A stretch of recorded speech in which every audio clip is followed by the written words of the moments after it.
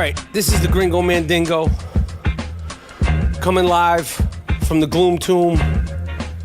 It is 11:12 p.m. Pacific Coast time. I'm in here just after the Nate Diaz, Conor McGregor fight. Hyped up. It's the I Am Rapaport Stereo podcast. This is the raw reaction. What can I say? Yo, that was a fucking great fight. That was a brawl. I thought Conor McGregor. I gotta say, I never thought Conor McGregor wasn't great. I thought he was overrated. I didn't think he would deal with being tested as much as Diaz did. And first of all, Conor McGregor, yo, he got busy. He got busy. He weathered the storm. I honestly think that he actually won the fight on points, but it was close. I'm not Mr. UFC. I'm not Mr. MMA. You know, he clearly won the first 2 rounds. He had knocked down Diaz a couple of times. He fucked up. The ego got a hold of him, and he let him get up. He was trying to make a spectacle. It was disrespectful. And then in the 3rd round, Diaz came on, and I thought he was going to end him in the 3rd round. McGregor is lucky the bell rang in the 3rd round. The 4th round, again, I mean, it was still a close round, but Diaz got the better of him. The 5th round, I think, was a draw up until Diaz slammed him, tripped him late in the 5th round, and then was on top of him. I think McGregor again got lucky that the bell rang, but fuck, it was a great fight. It was an exciting fight. It was everything that you could hope from a fight like that. I was so happy that it didn't just end up being some weak ass shit. I wanted Nate Diaz. I love that dude. You know, dummies are talking about, well, Nate Diaz was bleeding. Yo, Nate Diaz bleeds when he brushes his teeth, okay? He'll open a cut if he brushes his teeth too hard, okay? That's not a big, like, Nate Diaz is going to bleed, and he's going to bleed a lot, and he's going to bleed no matter what. He just has one of those faces. I think he likes bleeding. The more he bleeds, the tougher he gets. He never backed away. Conor McGregor, I mean, listen, you don't get any points for making a guy breathe, and you don't get any points for making a guy sort of run around and walk away the way McGregor did. So, I mean, those things are all for, they don't add up to anything. So you could say, well, Diaz was bleeding, and then other people could say, McGregor was running at some points. Those aren't the things that get you points in a fight. I think Conor McGregor definitely landed more. He landed. The kicks fucked up Diaz. I don't know how he's going to bounce back. I don't know enough about UFC or martial arts or any of that shit to say how you defend kicks. I've never been kicked. Thank God. I don't want to ever be kicked. I don't want to be kicked in the leg. I don't want my foot stomped. I don't want anybody trying to roundhouse kick me in the head. I don't want anything to do with any kicking, any punching, any hitting, any hammer throws, any elbows to the face. It was a great fight. I have to say, I respect the shit out of Conor McGregor. He fought his ass off. Diaz is like on some Jake LaMotta raging bullshit. Nate Diaz is the raging bull of MMA. He just keeps coming forward. He's on some you never got me down, Ray shit. Although he did get knocked down, but I'm just saying he's just that guy. Like the more you hit him, the more he bleeds, the more sort of duress he's under. He just keeps coming. It was fantastic. This is my initial reaction to the fight. That fight beforehand, the Rumble Johnson versus that other dude was a joke. It was disappointing. Homeboy was so knocked out when he woke up, he thought shit was still sweet and shit was still popping. It wasn't still sweet and it wasn't still popping. That was like some Friday, you got knocked the fuck out type of shit. For those who don't follow MMA, UFC and all that, is it MMA or UFC? It's called UFC. UFC is like the brand. MMA is what they do. Mixed martial arts. UFC is like the NFL, NBA, NHL, Major League Baseball. But, I mean, if you could stomach it. But that was like, when you talk about fighting, they fought. They fought. I feel like, I don't know. It's hard to say. But this is the I Am Rapaport Stereo podcast. This is the raw reaction to UFC 209. Sorry, UFC 202. I don't fact check. One of the things that I think is fantastic about Twitter, the Conor McGregor fans, golly, they're like Boston fans or some shit. You don't have no stake in this dude. People were like offended that I fuck with Diaz. I'm gonna fuck with Diaz the next time. The Twitter fans of Conor McGregor, my God. Yes, I was talking shit on Fighter and the Kid with my man B. Schaub. Yes, I talk shit on my podcast. Yes, I tweet shit. I'm going to tweet shit next time. You guys are unbelievable with like so upset, so offended that the great Conor McGregor, he's going to get his ass kicked next time. That's what's happening. It's going to probably happen next spring. Diaz is going to crack that ass. He's going to figure out how to defend those little kicks. Conor McGregor broke his foot, kicking like a little, like some Peter Pan shit on some bitch body karate shit. But the Twitter fans of Conor McGregor, sweetheart, relax. I'm going to be home later. I left some money on the dresser. Go shopping, boo. To all you Conor McGregor fans out there that get your feelings hurt so easy, I gave him love. He won the fight. But the little tricks on Instagram and Twitter, man, oh man, oh man. All right. See, I Am Rapaport Stereo podcast. You're now rocking with the actual best. Okay, the Gringo Mandingo, the I Am Rapaport Stereo podcast. And it do what it do. It's the I Am Rapaport Stereo podcast variety show. Let's do it. Mack Weldon underwear and t-shirts are better than whatever you're wearing right now. Trust me. I'm doing this podcast in a pair of Mack Weldon underwear while wearing a soft-ass Mack Weldon t-shirt. Mack Weldon believes in smart design, premium fabrics, simple shopping. You could shop online, shop on your phone, and literally check out from your computer or your phone in minutes. It's a great, easy website to navigate. I just sent my brother another batch of soft-ass Mack Weldon underwear and t-shirts. The whole thing took about 3 minutes. All their products are naturally antimicrobial, which means they eliminate odor, which is very important to any man around any man, or any woman around any man. Nobody wants to be around somebody wearing a smelly t-shirt, smelly socks, or smelly underwear. They want you to be comfortable, so if you don't like the first pair, you can keep it. Okay, we'll refund you everything, no questions asked. That is a guarantee. Go to MackWeldon.com, get 20% off using the promo code Rapaport, MackWeldon. MackWeldon.com, get 20% off using the promo code Rapaport now. Go to MackWeldon.com, save 20% off your first order now.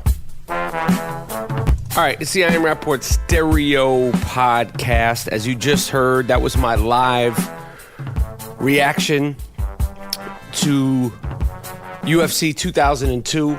2002, what the fuck? 202. It was great. It was a great fight. Great night. Watched it with the two best podcast producers in the world, Miles Davis, Jordan Winter. It was fantastic. So the way we're going to do this today is you're now rocking with the best. My name is Michael Rapaport. Some people call me the Gringo Mandingo. I'm glad the Olympics are coming to an end. I had a great time. Salute to all of the athletes. They were all fantastic. Simone Biles and all the gymnasts, Michael Phelps, the whole group.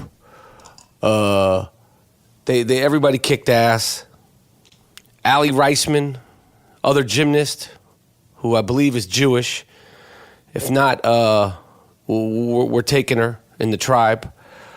all the track and field athletes. It was fun. But now it's over. It's got to come to an end. Ryan Lion Lochte. I don't know how this guy either is so dumb or he's a brilliant marketer, because he didn't crack that ass in the events, but now he's the person they're talking about in the Olympics at the end of the 2-week event, which was great. The women basketball team, they won a gold medal again, of course. It's like the 19th straight time they've won. I think it's like the 6th straight time they've won. And the men won, which is an assumption. They should win. To me, as far as I'm concerned, like, there's always favorites in track and field. Like, of course you expect Usain Bolt to win. He wins every single time. But he could be beat. You expect Michael Phelps to win because, whatever, he's Michael Phelps. I don't know shit about swimming, but I know Michael Phelps. But the United States men's basketball team, that would be a bigger story if they lost. They won versus Serbia, which is a country that I believe only has 9 million people. We wanted Delhi. We wanted the Australians. I wanted the Australian Rapapack and me to be going at it. We wanted Delavadova. They played, I think, the best game. Well, Serbia played good the first time, but the American team has too much talent. It's just too good. And I have mixed feelings about it. There was one sequence during the gold medal game where Marv Albert, the great Marv Albert, who's been on the I AM Rapaport Stereo podcast, love him. His voice has been a part of my life since, I think, like literally my entire life, and anybody else who listens to sports. But he said, there was a good sequence where the ball had moved and some good passing, and he said, him or Doug Collins said, that has not happened in the 2 weeks since they've played together. And I go, yeah, that's the problem. That's the problem. They win by just an overwhelming amount of talent, but at times during the tournament, it was ugly. It was sloppy, but I guess that's part of the Olympics. Anyway, shout out to the entire United States basketball team. They won. Yo, there's a dude who coaches wrestling, Mongolian wrestling coaches. I fuck with you guys, hard body karate. They protested their team losing with a bad call.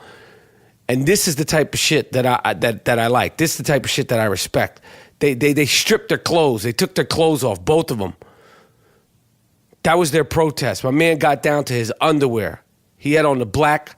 They probably on Mack Weldon underwear. They look like actually Mack Weldon underwear. He had on the black Mack Weldon underwear. He took his shit off in the middle of the ring. Him and the other coach. The other coach had on sweatpants. He wasn't about that life. But I'm not even going to try to pronounce anybody's name because it was, I don't even know what these people's names are. I can't even say them.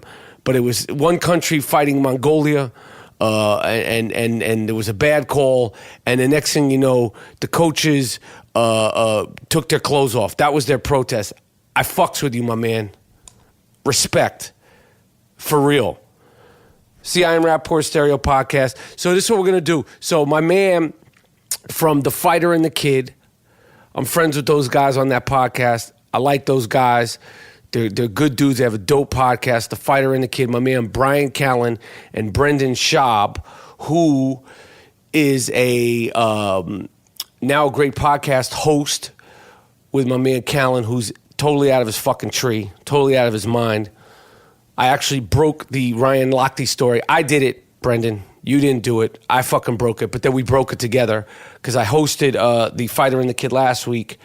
And I was the first person. Check it out. Go on Twitter. Go on the internet.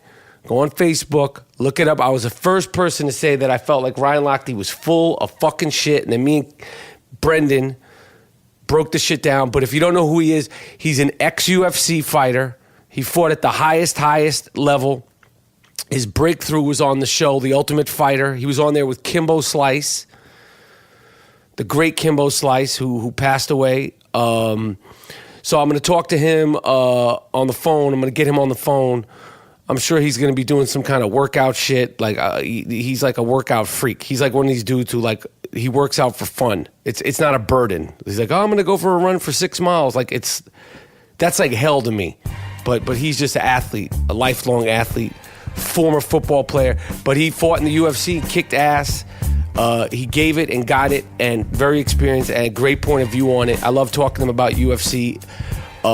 And sports in general, but he knows MMA. So I'm gonna talk to him about what he really thinks about the fights last night, and then we're gonna get it popping like that. It's the I AM Rapaport Stereo Podcast. We'll be right back. Welcome to Play It, a new podcast network featuring radio and TV personalities talking business, sports, tech, entertainment, and more. Play it at play.it. All right, getting some real analysis. Call my man Brendan Schaub from The Fighter and the Kid. What's up, man? B. Schaub, what's up, my man? What's up, dog? Yo, how you feeling about the fight last night? How hyped were you? Break it down for me, because I could just tell you I was in here flipping the fuck out. Now, we talked about the expectations of this shit. In my opinion, that was one of the best fights, boxing, MMA, anything I've ever seen in my life. Yeah, I agree, man. I think it's hard for these fights of this magnitude to like live up to the expectations. You think about like Manny Pacquiao, Floyd Mayweather, even though it was a shit fight, I don't know if that fight could have lived up to the hype. And this Diaz, Conor McGregor too. Not only did it live up to the hype, but it even more so. You know what I'm saying? I think, like I told you, I thought Conor was going to win by decision or late round stoppage, but that third round got scary, man. It got really scary. I just think Conor, it shows what kind of champion he is. He has no business fighting at 170. It's just too much for him. And again, Nate Diaz isn't even a true 170er. He's really a guy who hangs around at 55. So, just for Conor to get through that, man, it was such a beast. Such a beast. Yeah, I agree. I mean, I respect the shit out of him. I break his balls and I talk shit because, when you talk as much shit as Conor McGregor, it provokes other people to talk shit, and I'm one of those sideline shit talkers. But oh, for sure, me too. He fought like a fucking. I mean, he fought great. And he was tough. They were both tough. So who did you think won? Like who did you think actually won? Did you think the right decision was made? Yeah, like you can't let the dick riders of the Diaz brothers, who everyone was cheering for the Diaz, for Nate Diaz, and they cheer for the Diaz brothers in general because they're always the underdog. Everyone feels like they get shafted all the time. Don't get twisted. Nate made $2 million plus on this fight. So that those days of the underdog getting shafted, it just, no matter how this fight went down, if it went to decision, everyone automatically throws up he got screwed. That's what happens to the Diaz brothers. No, man, if you just take all your bias out and score this fight, which I try to do, because I really do. I love both guys. I'm glad Diaz is doing his thing. I'm glad Conor's doing his thing. I love both guys. So I watched it again this morning. You're batshit crazy, especially with the new criteria of judging. If that first round where you get sat down twice isn't a 10-8, so you have Conor the first round. At the very worst case, it's 10-9, but it's probably a 10-8, easily 10-8. So you have a 10-8 first round. You have a 10-9 second round for Conor. Third round, Nate definitely wins. Now, was it 10-8? I'd have to see what kind of scoring they're doing with the judges, but a 10-9 for Nate because it wasn't that dominant. But you have 10-9 for Nate. Conor wins the fourth and loses the fifth, so then you have a 3-2 decision. I didn't think it was, and that's not even really debatable. Like, again, people crying wolf and saying, "Oh, this is here we go again. Diaz getting screwed." Nah, man, you just can't pull that card every time these guys lose. You just can't. Yeah, I agree. I think Conor won the fight. I think the kicks. I don't know how they scored. Like when all those kicks, do they score those as points? They count them as far as overall damage, control of the fight, stuff like that. But remember, and this is something else that's pretty, it makes the win even more impressive for Conor is in that first round, he thought he broke his foot kicking Nate Diaz's leg because he's not a kicker. Right. He's not a true, that's not his thing. But the blueprint to take out Nate Diaz is to kick his leg. So you can see he made changes in camp. He started doing that, but that's not his forte, man. It showed because, he's like, damn, my shin hurts. So in the second, third round, especially the third, when he wasn't moving, I made a comment on Twitter that blew up. I said, damn, man, you spent 6 figures on camp and you're gassed after 2? Yeah, he was gassed and he was getting, he was taking shots to the face, but really he said his leg, his leg's going to move his leg. He's not used to kicking that much. And do you think, what about this whole thing? Because I think it's retarded that they're like, well, Diaz is bleeding. And the Diaz fans were like, well, Conor was walking away. First of all, I think that Nate Diaz, he bleeds when he brushes his teeth. Making Nate Diaz bleed is not an accomplishment. He's just one of those guys. He's going to bleed, win, lose, or draw. And obviously he was bleeding a lot. You're 100% correct. It's any fan that says, oh, look at the blood, they're not knowledgeable on the sport at all, because the way that works is Nate Diaz has so much more experience than Conor. It's not even funny. He's been in the UFC since he was 21, and his fighting style. So his face builds up. He's built up a lot of scar tissue. He's a bleeder. He's a cutter. That's what he's known for. So he built up the scar tissue. So the skin around his eyes and forehead is very thin from all the scar tissue. Right. So what might not cut Conor is going to cut the shit out of Nate Diaz. Right. So you can't. You just can't play that card. You just can't. Yeah, it's can't stupid. Do it based off blood. It's stupid. Some guys bleed, some guys don't. Right. He's going to bleed no matter what. I just think he probably bleeds in camp sometimes. So yeah, it's the same thing in boxing too. There's certain guys, they get a headbutt or a jab, they start bleeding like crazy. They'll still win the fight, but that's just their forte. So you said this thing about the 170 and the 155, and afterwards Conor McGregor was saying that he'd fight him again. He wants to fight him again. But he'd want to do it at 155. How hard is that type of shit with the weight? Because I never understand, 155 to 170, that's 15 pounds. But is that, would that be really challenging for Nate Diaz to fight him at 170? At 155? No, and actually Nate wanted it at 55.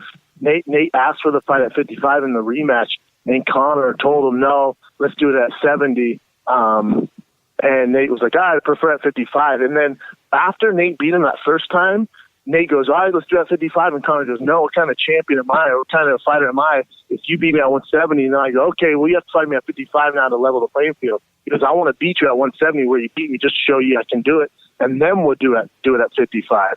So you see right after the fight, he goes, we're doing it again, but we're doing it on my terms, which is at 55. And then that's why Nate's like, yeah, let's do it at 55. That's my natural weight class, really. So I tell you what, man, I see a lot of people talking about how, Conor should go to 145 and fight for his belt against Jose Aldo. I'm not trying to see Conor Jose Aldo. That does nothing for me. Right. That gets no movement. You know what I'm saying? It's like a fat girl walking the bar. I got no movement.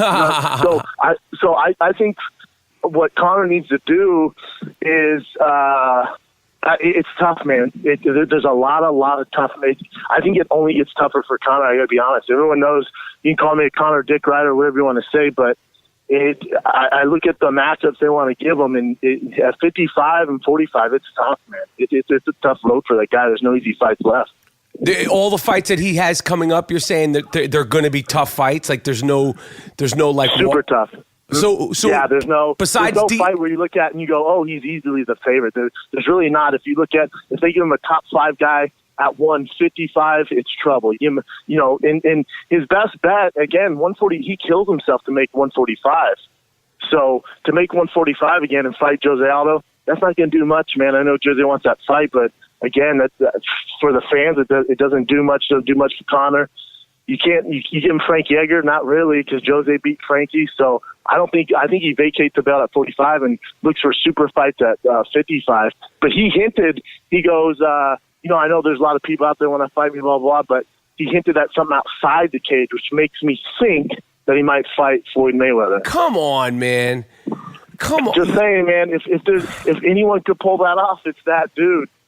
Yo, Listen, I mean, pull it off in terms of getting it done or pull it off in terms of making it a fight? Because you could say what you want to say about Floyd, blah, blah, blah, blah, blah. We're talking about apples and fucking oranges. This is a difference. Agree. There's no kicking. There's no wrestling. There's no elbows. This is talking about straight up boxing again. Hey, you really think that could happen? Yeah, I do, Rap. I think if the point of Conor's career, he has said this many times, is to make as much money as possible and then get the fuck out before it's too late. Well, the only fight that would make you as much money as possible and get you out is Floyd Mayweather. I mean, you're going to make how much money? And again, granted, does he beat him? No. Let's remember, some people think Floyd Mayweather is the greatest boxer of all time. Floyd's not even in the same, Conor's not even in the same realm as him when it comes to boxing. However, you're telling me you wouldn't tune into it, Rap? You're telling me it wouldn't be one of the biggest pay-per-views of all time, if not bigger than Pacquiao-Floyd? Of course it would be. It would be, but I think it would be insulting. First of all, boxing is in such a shithole. It's just in turmoil. Like, I can't even name, aside from Floyd and Pacquiao, I'd be hard-pressed to name 5 fighters right now, and I grew up always loving boxing, but it's just not the same caliber of sport. So, I mean, yes, I'd watch it. But I'd probably come over to your house and watch it. That puts money in Conor's account. Oh, my God. That's what I'm saying. You know what I'm saying? So, and it's tough because with the UFC, it's like, all right, what's a spectacle? What's a sideshow? Well, again, and I appreciate the courage and the balls at stake to CM Punk to fight in September, but he's never had a fight in his life, and he's fighting on the main card of one of the biggest events in the UFC. Yeah, I think that's crazy. So they're not opposed to these side shows. You know what I'm saying? Right. Yo, so tell me this: during your career as a fighter, you had fights you won, fights you lost. You've had tough fights. How does a guy feel after going through a tough fight? Like, how does Nate Diaz and Conor McGregor feel physically this next week? Explain what that's like. Yeah, it's a weird feeling, man, because you had this one goal this whole time, and you put all the work in, and then when you go through a battle like that, granted, I've never gone 25 minutes like they did. I've gone 15 minutes with Mirko Krokop and Gabriel Gonzaga, some of the toughest guys in the world, and Lamar Johnson is just this power puncher. And when you get done, it's just you're just exhausted. You don't want to do anything. Those after parties, so you don't care what they're paying. You don't want to do that bullshit usually, especially if your legs are beat up like Conor's were, your face beat up like Nate's. I didn't want to do any of that. I didn't want to drink beer. I just want to go. I want to do nothing. I don't want to be around the fight game. I don't want to be around a lot of people asking questions. Right. I would just get on the earliest flight home and dip out just so I could go home and just do nothing, man. Because you're exhausted. It's not, physically, yeah, you're exhausted, you're sore as shit, but really emotionally, you're just drained, man. You got nothing left. Right. All right. Well, shit, man. It was a good fight, man. I would love to watch the next big fights with you because I think I think number one, I would love to hear the shit you have to say, and I think you would be you would be impressed how excited and how fast I get naked during these fights. Don't ask me why I get naked, but at a certain point, I was unclothed last night during that fight. I was hyped up out of my mind. It was such a good time. I like the passion, man. I'll always watch it with passionate people. It's just the stupid questions I can't handle. Right. I don't want to. That's something for me too. Like, I don't want to talk. Like, the passion's cool, but yeah. I want to listen to the commentators commentate, and I want to do that, and I want to be naked doing that. Now, if I want to be naked watching two men fight in blood, that's up to me. I don't want you to judge me, okay? But I don't want to talk. I'm cool with it. I'm comfortable with it, dog. I might be naked next to you, and I might show you how to do a single leg takedown. I don't know, but don't be weird about it. We're both naked watching fights, and I'm showing you moves. Don't be weird. Right. It's just don't get weird. Be comfortable with what it is, and just go with it. I much prefer that because last night I was watching over a friend's house, and a friend of mine's boyfriend asked me, he goes, literally during the middle of the fight, now what exactly are you looking for here? Bitch, I'm not Joe Rogan. I'm not on the clock. Right. Let me relax, man. Enjoy my freaking cheat meal and just watch these fights. Yeah, figure that shit out on your own, man. Yeah, all right, one person that I've talked about a lot on the I Am Rapaport Stereo podcast, and I talked to you about it on The Fighter and the Kid, a.k.a. Rapaport and The Fighter podcast, is but for my fans, I want you to talk about the late, great Kimbo Slice and what he was like as a person, because everybody obviously know his persona, and you met him on The Ultimate Fighter. Talk to me about Kimbo Slice, because I know you always had nice things to say about him, and you had a really cool perspective on him. Yeah, Kimbo was my boy, man. So he was the guy, on the Ultimate Fighter, it's the 16 toughest heavyweights in the world, not in the UFC. And Kimbo was the last guy they brought in the house. And, obviously we all know Kimbo. My mom knew who Kimbo was, before the Ultimate Fighter. So he was like the one superstar coming to the house. And he was just like this sheep amongst wolves, really, because we all wanted what he had. So it was a jealousy thing. We're all young, man. So no one really knew how to handle that. So everyone already had their, expectations, and we were judging a book by the cover. And good Lord, man, when I tell you this, I couldn't have been more wrong. That guy was so humble, so down to earth. He was a family man. Right away, we were sparring. And we were going to jiu-jitsu, and he looked over at me. And again, he doesn't know me, man. He just looked at me and said, he goes, "Hey, Schaub, man, I need help with this grappling shit, man. I don't know any of it. If you want to brawl, I'm down. But when it comes to this grappling, I really need help, man." And I was like, damn. And he went around to Roy Nelson, myself, some other guys who know the ground game, and he was constantly trying to learn, constantly trying to help out. And then remember, you're in a house for 6 weeks. You have no cell phone. You have no communication in the outside world. You have no magazines, nothing, none of that stuff. No newspapers. You got a pad and a pencil. That's all you had, like a journal and shit. So I would go to Kimbo and just have him tell me stories, man. He was my form of entertainment. He was an open book. He showed me how to win a fight. This guy has a knife. He showed me all sorts of. He had this barbecue recipe. We used to beg him to make us barbecue because he came up with this barbecue sauce. So when you're in week 4 and you're hating life and stuff, I would sit down with Kimbo. We'd daydream and bullshit about me and him open up a restaurant, and I would call it the Ferg, because his real name, Kevin Ferguson. Right. So I'd call it either Kimbo Steakhouse or Big Ferg Steakhouse, and we talked about the menu and shit. It was like the Boom Boom Room in that movie Life. You know what I'm saying? So he was just like when I tell you, man, he was just so down to earth, and even afterwards, he was just a great, great dude, man. We lost a good one. It was so unexpected, man, and I don't mind talking about it now, but right when he passed away, I remember I was doing a piece for Spike, asked me to do for this documentary, and I couldn't get through it, man. I just kept breaking down because it was just such a shame, man. Whenever I saw him, it was just like, I don't know, those guys that your boys, and you don't need to call each other every fucking day to know each other, or to know that you have each other's back. He was a guy I could see once a month, once every 6 months. I'd see him in New York when I'd come out there, and it was just like old times. So we lost a good one, man. And he was a guy that changed the game. He really was. You can say whatever the hell you want about him. Oh, he had no ground game. Oh, he only lasted this long in the UFC. I don't care what you say. If you have a Mount Rushmore of just straight up fighting, Kevin Ferguson's on that Mount Rushmore. Damn. Because what he did for the sport, he transcended it, man. Remember, YouTube should be paying the Fergusons a royalty for the rest of their lives.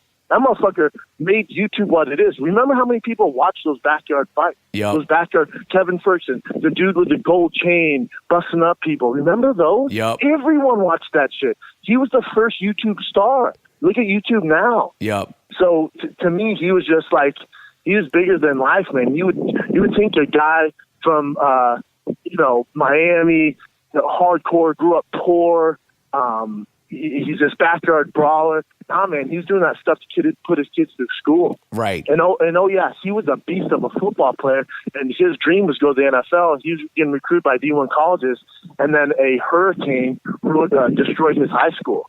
And then he didn't have the means or the network to change schools, so that's when he started backyard brawling, man. Wow, I didn't know that. He was homeless. Yeah, he was homeless. He was living out of his car, and he would shower in the ocean, or he would randomly try and get into pools and stuff. And he's just a grinder, man. Wow. All right, that's dope. That's dope. Because I was always a huge fan of his. Yeah, I could talk to him all day, man. Yeah, he was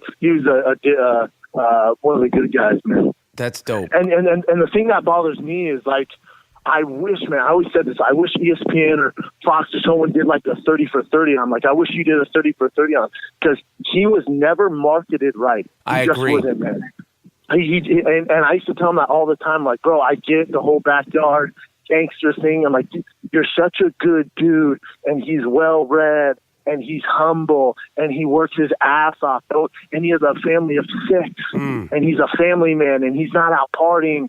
And he did a quote. He goes, yeah, you don't think I have money to buy a Bentley? Of course I do. But I'd rather put my kids through college. Right. I don't fuck a Bentley. I'm trying. I have 6 kids, and I want to make sure they have the education I never got.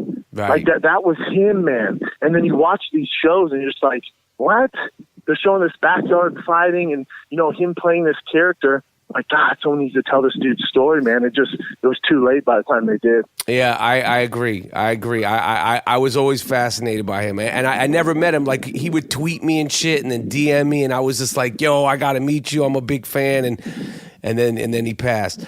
All right, B Schaub, yeah, man. I'm gonna let you go. Like, what are you doing? Like, how many miles are you running today? Do you have your shirt on? I just got done, son. I just got done. I had a cheat day yesterday, so I went hard in the paint this morning, real proper, like, as you would say. I went six miles from Venice to Santa Monica, and then I did sand sprints, and I did some laps in the ocean, and now I'm barefoot walking in the sand, son. Shit, man. Damn. Fuck. All right. God damn it, man. You made me feel like shit just telling me all that shit. Do you have a shirt on at least, or are you unclothed? Nah, no shirt, man. I thrive in the hotness and the sun. All right, I was born for this. Fuck it.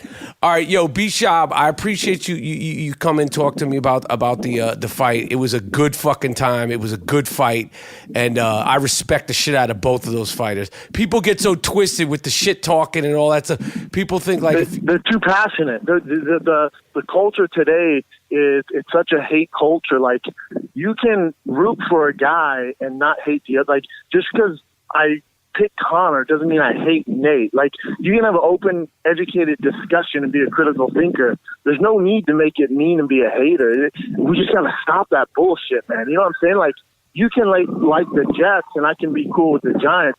We don't have to hate each other. No, that doesn't it's make stupid. sense. It's just stupid. It's just ridiculous. Uneducated people. Yeah, it's very strange to me, man. And all right, cool. Yo, enjoy the sun.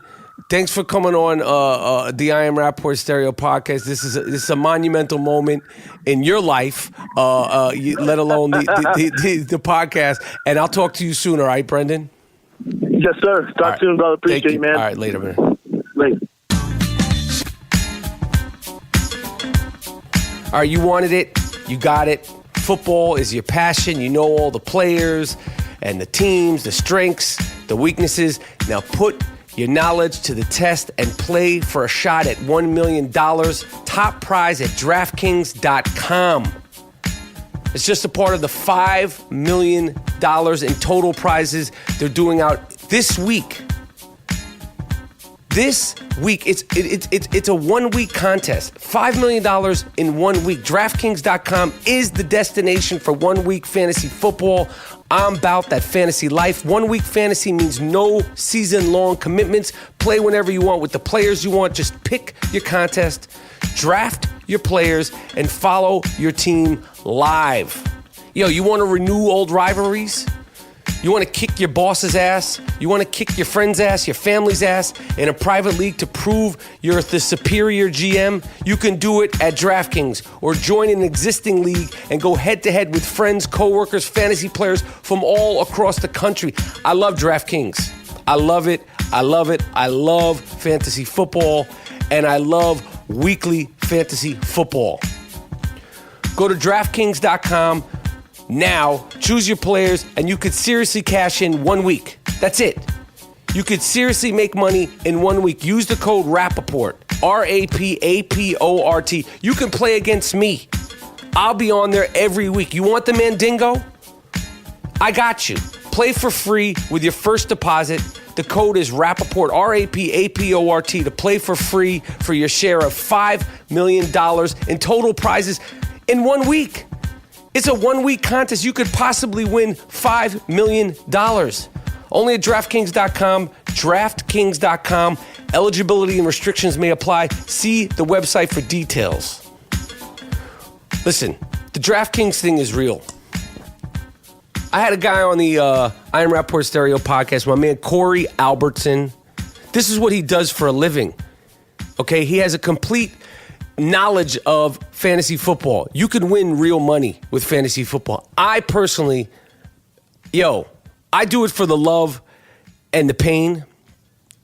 Okay, the thrill of victory and the agony of defeat.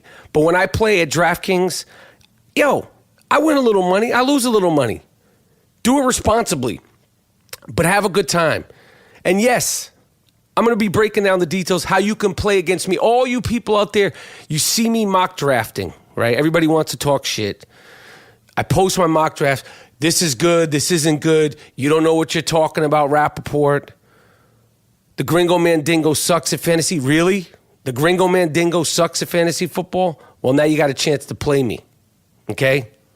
You can play me weekly. You beat me? Come on back for more. I beat you? Come take this ass kicking again. I got a lot of mo. A lot of mo.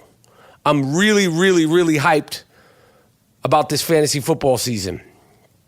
I've been mocking. I mock out with my cock out. Sorry. Excuse my French, but I do. I love it. I'm all into it. I'm focused. I'm going to be in about 4 leagues this year. Of course, my heart and soul, my guts, and my innards are the Stern League. We're having our draft coming up soon. A lot of controversy about the draft, where it's going to be held. Now it can't be held in person. A lot of controversy, and it's real. I'm preparing. I'm going to be drafting in the Stern League by myself. The league had a vote, okay? It was 5-4 against me. They said, you cannot have your son and your 14-year-old guru do the draft for you anymore, okay? The people that voted against me are Gary Delabonte, a.k.a. Fafa Fui, a.k.a. Gaga Gorilla. He voted against me. Jason Kaplan, commissioner of the Howard Stern Fantasy Football League. Lisa Ann, former porn star, known for doing the damn thing in a Sarah Palin outfit. J.D. Harmeyer, that stuttering, mumbling fuck. And of course, the face of fantasy football, the ringleader to vote against me, the person who went out of his way to rally against me. So I cannot have a 14-year-old and his 14-year-old friend who have been part of my fantasy life for 2 seasons. He stripped us of our love. It's a bonding experience. My son and his friend, we look forward to it. It was a tradition. Matthew Berry, the face of fantasy football. He is the person who is the ringleader. The people that voted for me to vote to be able to have whoever I want at the draft are Ben Bardo, John Hine. Hit him with the fucking Hine. Hit him with the Hine. Ben Bardo is actually the winner of the Howard Stern Fantasy Football League last season. It's not going to happen again. My man Will Murray did the right thing. We've went at it, but I like Will. He's a good dude. When we go at it, it's all for fun, for games. He was going to vote against me. Then I said, Will, have a heart. You have kids. How would you like your little bonding experience with your kids to be stripped away? And he was like, you know what? You're right. He did the right thing. And of course, I tried to vote for myself. All right, it was 5-4. There's 10 people in the league. Scott Salem, the engineer of the fucking Stern League, he went MIA. He would have voted for me. It would have been a 5-5 tie and whatever. I will not give up without a fight, but I am prepared to draft alone. But just know the ringleader to strip my son and his friend away from what is now a family tradition, a 2-year family tradition, has been stabbed right in the heart and cut downward. Matthew Berry, the face of fantasy football. Why is he scared of me? Why are you scared of me? I don't know what I'm talking about. I don't even speak properly half the time. I don't understand. But I'm prepared to do it on my own and win on my own. And I am all in this mock drafting. I mock. Yo, a lot of people were asking me, a lot of people, but it was a lot of people.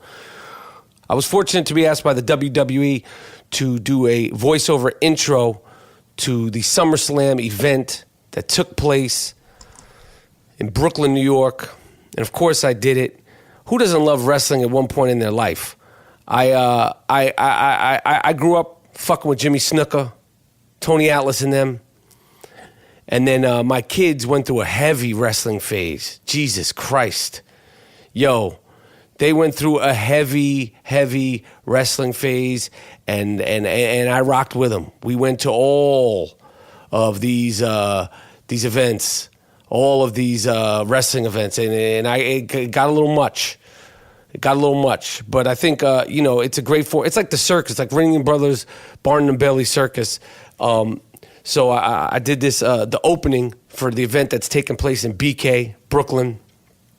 So yes, if you happen to hear that, that is me, Michael Rapaport, the Gringo Mandingo, rocking live for the intro for the first ever SummerSlam in Brooklyn, New York. That's a big fucking deal. At the Barclays, who would have ever thought they would have had an arena in Brooklyn, New York? It's really out there. It's dope, and I was happy to be a part of it. I am a fan of WWE. It's not like I watch it anymore, but I check in. I know Brock Lesnar's back in the game after he got kicked out of the UFC. He ain't never UFCing again. I think what he did with the steroids, he kicked that dude Mark Hunt's ass, and you just shouldn't be able to fight like that. It's just not fair. But that was my voice. Yo, we're doing it again. That live shit. Okay, the I Am Rapaport stereo podcast world tour continues.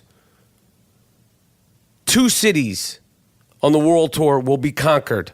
Friday night, October 14th in Las Vegas, Nevada, in Vinyl at the Hard Rock Hotel and Casino. And then Sunday night, October 16th at Stand Up Live in Phoenix, Arizona.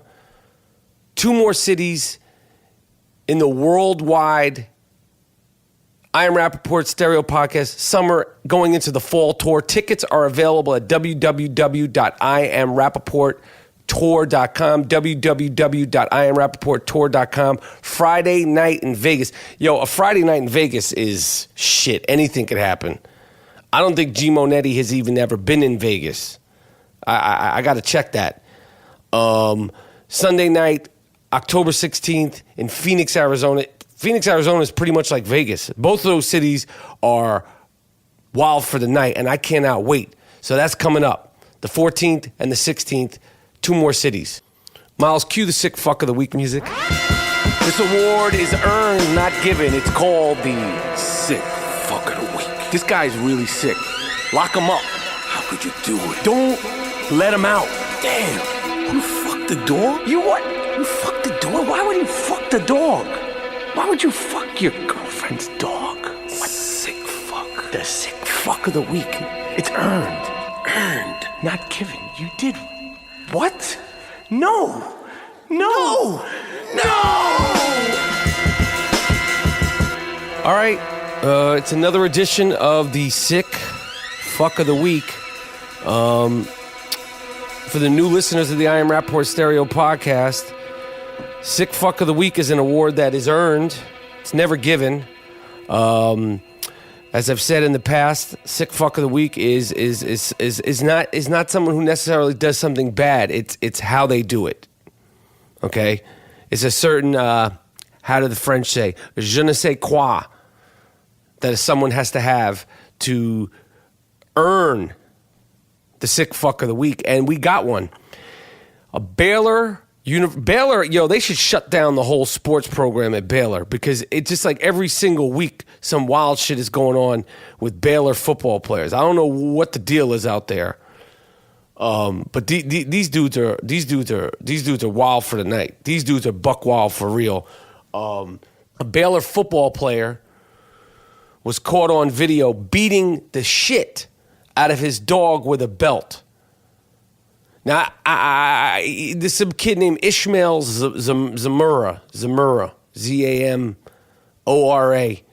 a video service of him, smacking the dog with a belt and kicks it 7 times. I don't understand what that has something to do with you. That's not the dog. There's no excuse. You don't hit anything that's defenseless, whether it's a person, an animal, or any of that. And I don't need to explain why you've earned the Sick Fuck of the Week award, Mr. Zamora. But you, my friend, are the sole winner of this week's Sick Fuck of the Week. Disgusting, terrible. Get rid of the dog. You don't need the dog. You're a college football player. Don't you got books to read, science classes to go to? That place, man, I don't know what goes on out there. They got all kinds of sexual assaults and craziness going on over there. And now you're beating dogs. You sick fuck you. Doc Gooden. Yo, we're not the only ones who called it, but G Monetti, G Moody, last name rhymes with duty, 2015 podcast co-host of the year, who will be on the I Am Rapaport Stereo podcast, this episode. He was talking about Doc Gooden and concern, and now Doc is nobody knows where he is. He's out there, Mets pitcher. They had that 30 for 30 on Doc and Darryl Strawberry. Doc and Darryl, appropriately called. Thank God that Darryl Strawberry has pulled it together. But Doc Gooden doesn't look good, and he's out there. He's out there. I don't know if they found him by the time this I Am Rapaport Stereo podcast is put out there, but I hope they're able to get him and get him help, because he's that's what you call a drug addict, and I'm saying that with compassion, but he's got a problem. He is addicted to drugs. Nobody wants to do that to themselves. Yo, there was an article that bugged me out. I mean, I've read a few things about this. A couple. It was like a week or so ago. I'm still not sure how it happened, but at JFK Airport in New York, which obviously is one of the bigger, more important airports in the world. I say important, but it's big. There's a lot of shit going on at JFK. There was a false alarm. People thought it was a gunshot went off. I had heard it was a gunshot from watching the Olympics. There's been many, many reports, but somehow or another there was a false alarm during the evening of gunshots at the airport in terminals 1 through 8, terminals that I've been through many, many, many, many, many times. It's a packed-ass airport if you've never been there. And you got TSA workers who, God bless them, God bless those people who work the TSA. They're hardworking people, but you could feel the fact that they're undertrained, and a lot of the stuff that they're doing is off the cuff. There's been people that work TSA that I know, they don't know they don't know any more than me. Motherfuckers I went to high school with. Yo, what's up, Mike? What's up? Yo, they're at the TSA. Yo, I just started working here. You just started working here. You're supposed to be the last line of defense to protect the planes and it's crazy. But now, one of the workers who was at this, stampede, and just like a mayhem that erupted during a false alarm, he was talking about how we don't know what we're doing. We're not prepared in case something happens. Obviously, when there's a military presence, they know what they're doing, but there's just a few of them. Most of the people that work in the airport are people who have a job, and they're hardworking people. But if something terrible takes place, I don't think they're trained properly about it. And it scared the shit out of me, because you hear about all these incidents in airports around the world. There's people in wheelchairs, there's handicapped people, there's kids all over the place. I don't know how to fix it. I have no idea how to fix it. I know that Donald Trump has no fucking idea how to fix it. Yeah, you're going to, you're starting with I'm not starting with the Trump. I'm just saying. Okay, I said it once, I said it before. I go to Starbucks all the time. I'm a patron of Starbucks all the time, pretty much once a day. Okay, I know the lingo. I know what I like. I know what I don't like. I know where to wait in line, get my cup, blah, blah, blah, blah, blah. But if someone said to me, yo, Mike, you want to run this Starbucks? We voted you in to run this Starbucks because we think you're the most qualified candidate to run this Starbucks. It would never happen. You know why? Because I don't know how to run a Starbucks. Okay? Same thing with Trump. What has he done to even be considered a president? All right, but that's not the point. The point is that collectively there needs to be some sort of plan intact. God forbid if there's any incidents at any airports in the United States and across the world. But I'm just talking about the United States because these people, a lot of them are kids, 22, 23, 24-year-old kids. You know what I think a lot of them are going to do, and rightfully so, if there's ever an incident? They're going to run their asses off as well because they're not trained. You need like military people in there at the TSA. Security, like real trained security people. But I'm sure that costs tons of money. And I just wanted to say something about that because it freaks me out. And this definitely freaked me out. And they don't even know what the false alarm was about. They're saying that it was like when what I heard was that during one of the Olympic events, you know, the starter pistol went off. Somehow or another, people thought that was a real gun, and then people went freaking crazy at JFK. So that's that. I don't know. You know, when I was talking about the Olympics earlier, one thing that I forgot about, I want to give a shout out. Okay, now I'm not gonna fuck his name up. Okay, but there was a Olympic athlete, a French Olympic athlete named Johan Diaz. Diaz. I don't know how to say his name. I believe I got the first part right. Johan Diaz. I didn't see this live. I read about it later. He's a walker. Okay, some people like walking's an Olympic sport. Yeah, motherfucker. You see how they do it? They're flying. They got that ill walk style. It's a whole technique and whatever. This guy was in a 50-kilometer race, walking race. All right, and you know, some people called him a hero. Some people were trying to shit on him, literally. In my mind, this dude is an Olympic athlete. He's a hero. And the fact that he didn't quit, I give him respect. I have ulcerative colitis. I know about stomach issues. I know about gastro issues for real. Okay, so this dude was in a 50-kilometer race, which, why don't they just say miles? How long is 50 kilometers? I don't even know. But this dude was winning the race. And something happened. You know, when you're in that kind of heat and your body's under that kind of duress, apparently this Olympic athlete, this Olympic hero, he shot himself. All right, I've been down that road. Okay, so I want to give this guy respect. He kept going. They gave him sponges. He cleaned himself off. He did the best he could. He didn't quit. All right, he came to one point, he complained about stomach pains, but he kept going, and this fucking guy won the race, all right? And when I say won the race, I mean he finished. Okay, he didn't win a medal, but that don't mean he didn't win. He didn't quit, all right? Winning sometimes isn't everything, especially if you shit your pants, okay? Like I said, I don't want to go into too many details, but I've been down that road. Shit happens. So this dude should be treated with respect, shouldn't be made fun of, all right? You never know when it could happen to you, okay? Johan Diaz, I don't know. It's some kind of French fancy name. I don't speak French. But I respect to him and again to all the other athletes. And yo, my man from Mongolia, I'm not sure if you speak English. I don't care if you do or you don't.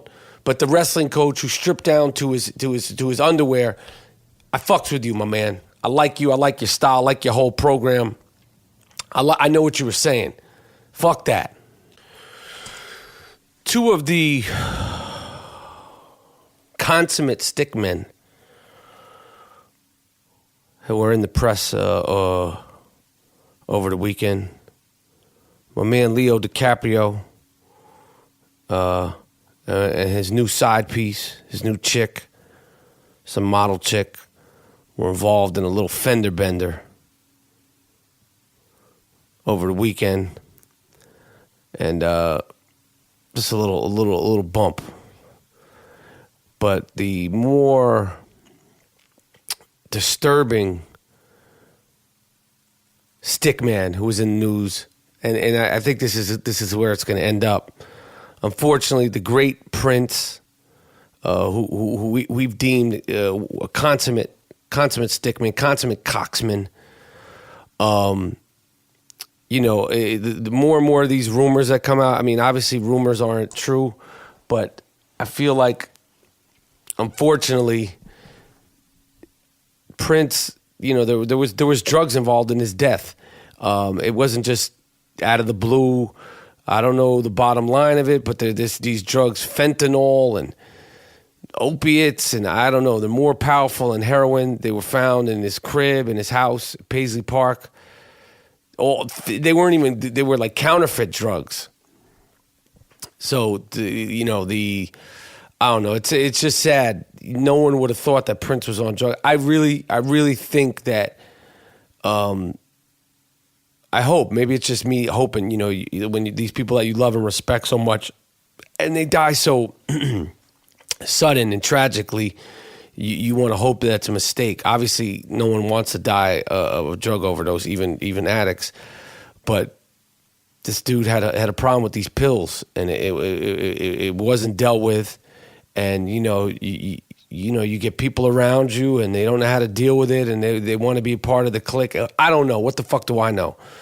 But if you ever see me wilding out on pills, slurring, and all that shit on the I Am Rapaport Stereo podcast, please come and get my ass, okay? Please come and save me, because that's not how I want to go out, and I don't think that anybody does. And wrapping your head around death is always hard, but I think drugs, unfortunately, were involved with Prince's passing.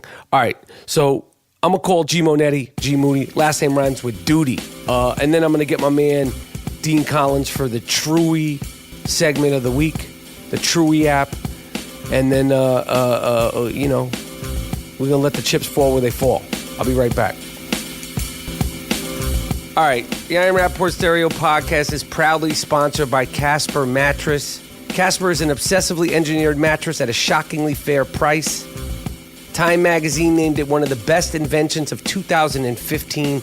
In fact, it's now the most awarded mattress of the decade. Free shipping and returns in the United States and Canada. You can try Casper Mattress for 100 nights risk-free in your home. If you don't love it, they'll pick it up and refund you everything. It is made in America. I sleep on a Casper mattress with my lady every single night. Babe, do you like sleeping on a Casper mattress? I love it. So comfortable. Do we sleep like big old babies? All day, every day. Sheets? Oh, the sheets are amazing. The sheets are amazing. The pillows are amazing. They're even coming out with dog beds. All right? Wheezy, my dog Wheezy, will be sleeping on a Casper dog bed. That's coming soon.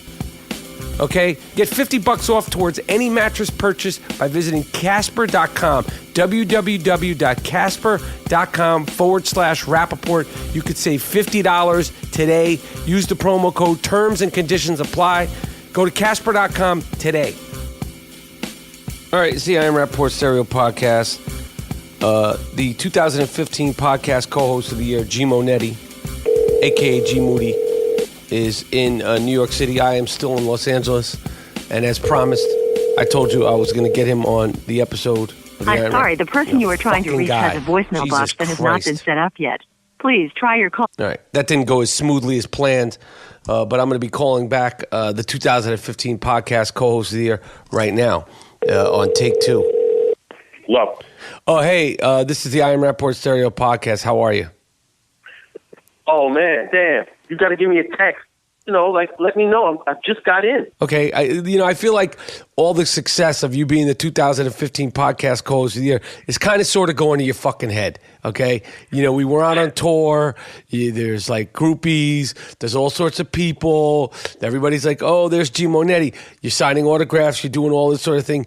Is the fame finally getting to your head, Mr. Moody? I think so. You do think so? Yeah. It's getting the best of you, huh? Yeah. Forgive me if I lapse sometimes, but I'm back. Okay. What's the heat like in New York City right now, Monetti? Paint a picture of what August in New York City is like in 2016. It's been horrible. I walk around and it's just sweating. I mean, I can't even walk down the stairs. I can't do shit. I'm just sweating and sweating. We have release coming tomorrow. Humidity lowers. But other than that, it's been terrible, man. Damn. That sucks, man. Yeah. Terrible. That sucks. Now, I mentioned earlier in this podcast that the world tour will continue in Las Vegas and in Phoenix in October. Have you ever been to Vegas? Because I'm not sure if you've ever been to Vegas. Never been to Vegas, bro. Holy shit. All right. It's no secret that Gerald Moody likes to sip on a little rum every now and then. Well, you're in for a real treat. I'm telling you right now, I'm going to Vegas. I'm doing the show, and I'm going in my room and hanging by the pool. Vegas is a shithole. It's the devil's shit box. Okay, it's the devil's shit bag. You've never been there, so you're going to be like you're going to have the wide-eyed amazement of taking it all in. But you'll soon see what kind of a doormat it really is. But the world tour will continue. So I wasn't sure if you had been to Vegas or not, but I mentioned earlier that you had never been to Vegas. So I'm actually looking forward to you being in Vegas just to see what it is. Yeah. I want to see what it's all about. So I wanted to throw something at you. Since you've been a real sort of you've been sort of the flag bearer of the no good judge in general, and you support the good judges and point out the no good judges. You've brought it into the mainstream vernacular. A convicted sex offender in Nebraska. A convicted sex offender in Nebraska has won custody of his 2 teenage stepdaughters. The state's highest court refused the father's attempts to get the girls out of the perv's house. The real father. So now, a stepfather, a convicted stepfather, has 2 daughters, 17 and 15, that are going to be remaining in the custody of a sex offender. Explain why this is a no-good, shit-stained judge. What case law is he following? I mean, this is what we mean. These guys are maybe the judges have mental illnesses too. They need to be checked out, because you have this guy here with stepdaughters, and he's a convicted sex offender, and the judge sees nothing wrong with leaving that man in the house with them. He should be disbarred, and there should be a higher authority that will see his decision and say, and throw it out, and get a real judge with common sense, and and deal the law like it's supposed to. That's common. You don't need a grown up judge to deal with that. You can have a 15-year-old in there, right, and say, listen, this is ridiculous. Does it make any sense? Put him in jail. Right. The 15-year-old will go, no, this doesn't make any fucking sense. No good judges, man. They're all around, and they're railroading guys, and they need to be a commission to deal with them. Yeah. No, I hear you. I wanted to point this out. you know, if you're a man, if you're a person of our age, whether you were a big fan or a little fan or you were just sort of aware of her, Bette Midler is an icon. Yes. The actress, comedian, and musician. She's an icon. She's been a part of my life. Seeing her perform, she was in the film The Rose, always on Johnny Carson, always part of Beaches, dope movies. Just a personality, unique, multi-talented, and I've always looked at her as a champion for the gay and lesbian community. Before the gay and lesbian community even had the term the gay and lesbian community, the LGBT and all the other stuff, which is very appropriate. But this is a perfect example of the politically correct police that should eat a dick. Bette Midler, who probably knows Bruce Jenner since 1975 when he was Bruce Jenner and he was about that Wheaties life. She sent a tweet. She sent a tweet saying, now that I Am Kate has been canceled, will she be going back to being Bruce? Ain't nothing wrong with that. And then she said, will Chris take him back? Do I smell a re-wedding? And the political correct police went crazy on Bette Midler to the point where she had to apologize. And I get it. The political correct police, they're a force. But this is that bullshit. This woman has done more to support and champion just by her being, her consciousness, her whole aura in the 70s, the 80s, and the 90s. And now the political correct police want to come after Bette Midler on she doesn't support gay and lesbian community and this, that, and the other. And she had to issue and apologize. Fuck that shit, Bette Midler. Yeah. You see, when you apologize, you cave in.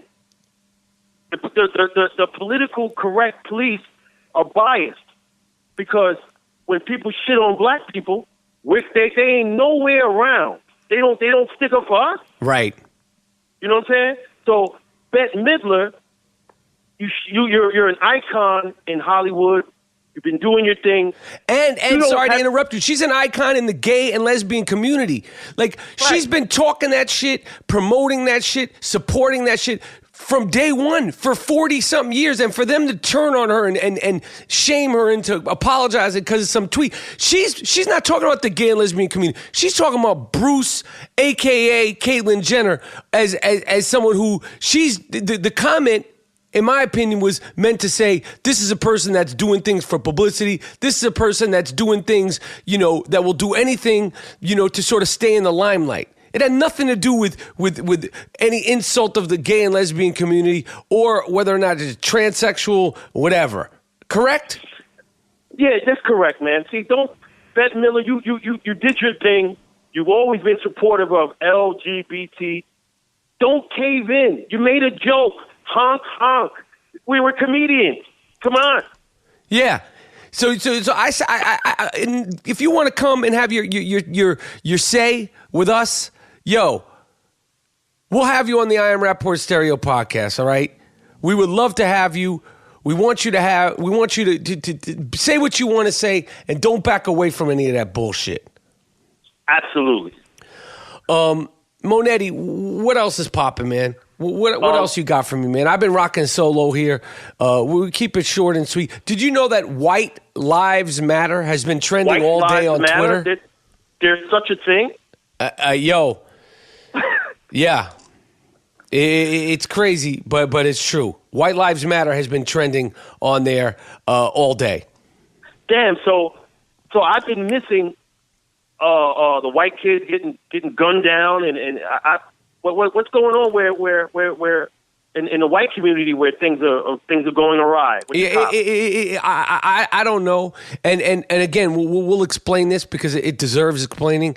Every single body's life matters, but as Gerald Moody, 2015 podcast Coach of the Year, eloquently said it, the reason why Black Lives Matter is a movement that's important and that needs to be acknowledged and recognized is because sometimes Black lives are treated like they don't matter. It doesn't mean to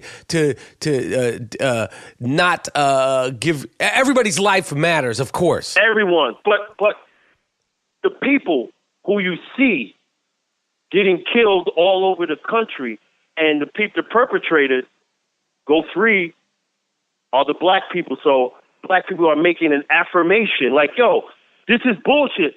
Our lives do matter. That's what it's about. It's not the cops. Of course the cops matter. I like the cops. Whenever I got into some beef with a chick, I called the cops. Right. Those are the first people I call. Right. So I lean on the cops. I need the cops. We all need them. Yes. So the affirmation is like, yo, this is happening for 400 years now. Yo, we got to make an affirmation. It's terrible, but everyone's lives matter. All right, Mr. Moody.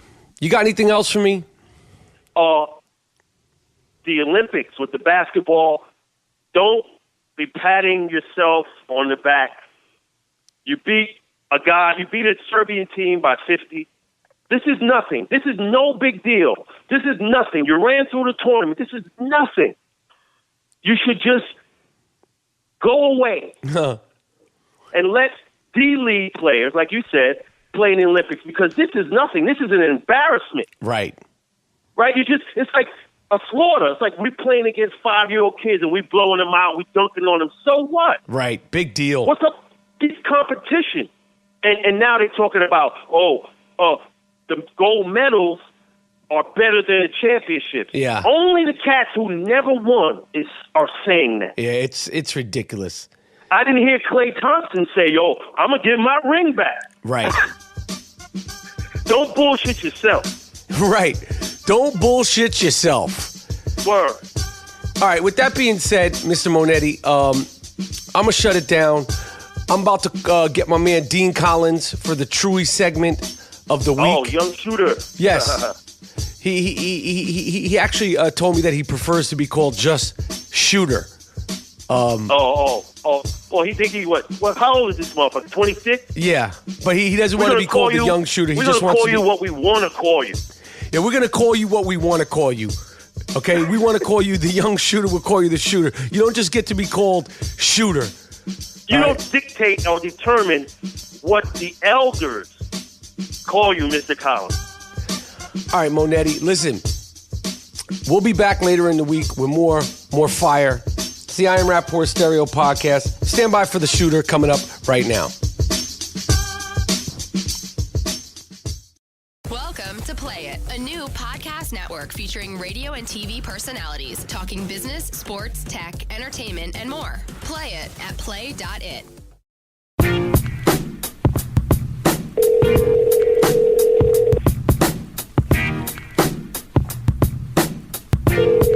Hey, Rapper. Hey, Dean, how you doing? I'm good, dude. Are we live? Yeah, we're live on the I Am Rapaport Stereo Podcast. Huh? Let's do it, brother. Let me just step out my house. You know, there's like some people over here. Oh. Sorry about that. Well, what's going on over there? Oh, no, nothing. Don't worry about it. I just wanted to step out, give you my, undivided attention. Don't worry about what's happening over here. I'm not having a party or anything. I feel like you're being sarcastic, you fuck. No. I was just saying, it's just me and a couple friends and Logan and my sister and her group of friends and then some of their friends. And but what's up with you, dude? Okay.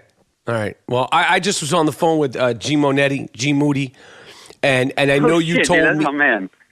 Let me fucking finish, man. Please. Oh, God, here we go. Okay, go. I'm just going to zip my mouth for like 5 minutes. Go ahead. I told him that you told me off air that you wanted to be called Shooter and not the young shooter. No, I never said that. Why would you say that? You told me I'd rather be called Shooter as opposed to the young shooter. And Monetti sent a message to you. You get called what we call you, motherfucker. No. That's fine. I'll take that message because I agree with him. But the reason I don't like just Shooter is it reminds me of Happy Gilmore, Shooter McGavin. I'd rather do young Shooter so I stand out from the crowd. Makes sense. All right, now it's time for the Truey segment of the week. Truey is an app you can find on your iPhone. I love this app. Trueey. It poses a question. It takes a poll. And you see how you fare when thousands and thousands of people chime in on the Chewy app. For those of you who have no idea who the fuck Dean Collins is, he's a actor, director, sort of pioneer. Are you talking to me or are you talking... I'm talking to the fans. I'm introing you. I'm talking to the fans. I'm introing you. Okay, Dean Collins and I met on the now defunct TV show The War at Home.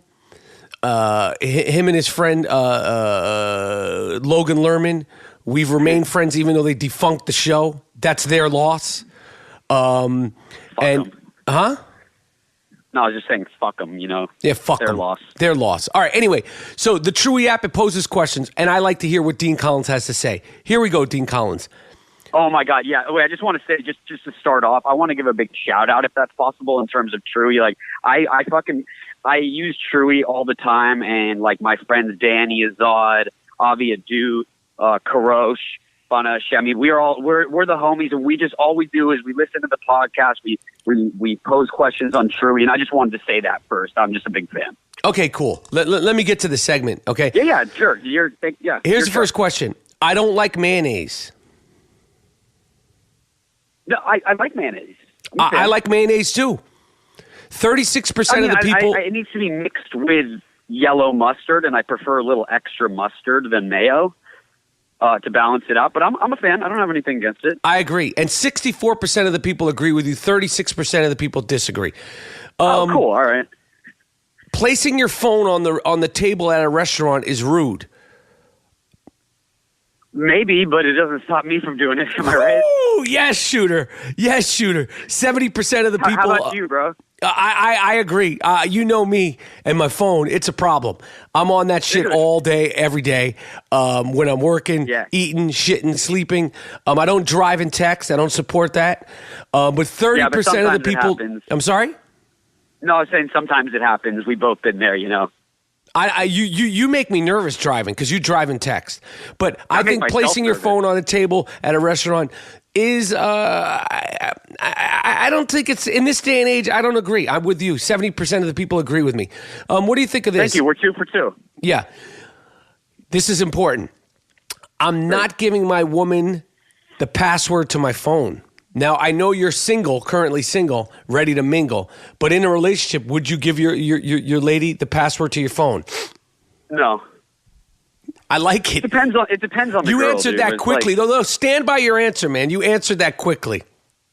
Yeah, I say fuck no. Let me have a little bit of privacy. 48% of the people agree. 52% of the people disagree. I think it goes both ways. Don't give me the password to your phone either. You want to, you know, but you know, that shouldn't even be an issue. I think you're getting into some like jealous territory. I say this: why the fuck is there the password? I don't want to know it, but why is the password on?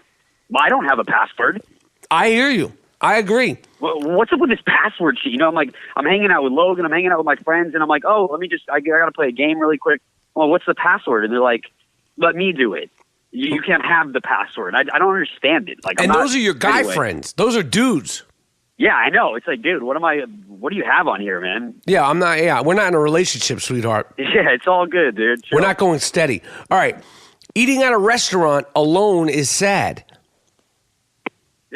Absolutely not. Then I am just the worst person ever. I'm the baddest person ever because I only like to go to restaurants by myself. I like to check in and check out on my own time. I don't like to have a fucking conversation about thinking about the check while I'm in some, you know, boring conversation with a friend. I go in, I do my thing, and I leave. I agree. I don't need to have you know, it's like, I got to entertain while I'm eating my fucking food here. Don't talk to me when I'm by myself.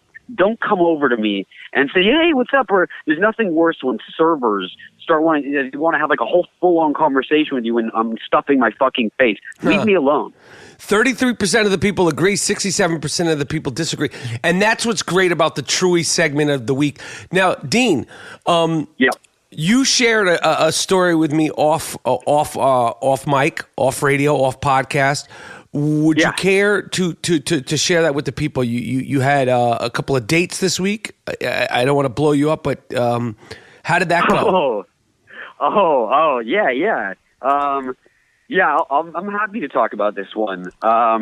it's always tricky naming names, but I won't say the girl's name. No, we don't have to name names or countries. That's fine. So I'll just give you the lowdown, like the short, of it all. But basically, I've been talking to this girl from Norway for 2 years now, okay? Like when I broke my foot in my GoPro accident, I was in bed, and I was just talking to her. I saw a picture. She was following me, liking my shit, one of those Instagram long-distance relationships. And I commented on her photo, and I said, you're so gorgeous. If you're ever in LA, hit me up. Yes. I realized she was in Korea, also studying out there. And so anyway, we've been talking, sending each other pictures back and forth. Did you send any cute. nudies? Oh, blah, blah, blah. It's all good. And so one night I was like, I don't even know if I was drunk or whatever I was, but I hit her up and I said, hey, you should really come out to LA. You could stay with me and I'll show you a good time. And she said, all right, great. And a couple weeks later, she called me and she hit me up and she said, I booked my flight to Los Angeles. It wasn't that expensive. I'm coming out. And I have a few friends and I'm going to stay out in some hostel. And I was like, damn, all right. Anyway, she comes out. She actually flies out. I'm a little nervous at this point, a little excited, nervous, but, I don't want to get catfished. In this day and age, you never know. I don't know what I'm working with here. And so anyway, I had a little shindig at my place. She comes over. We're vibing. It's great.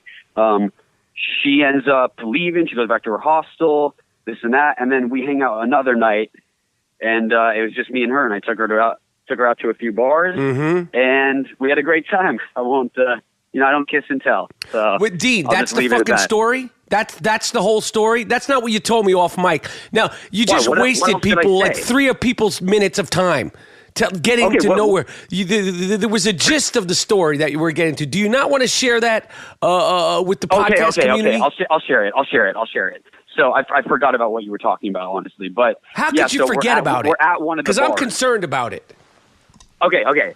We're at one of the bars, and we haven't hooked up yet at this point. But I'm taking her out. We're both pretty drunk at this point, and I make the move. We start hooking up a little bit, and then she turns to me at the bar and she goes, so do you want to fuck me or what? Whoa.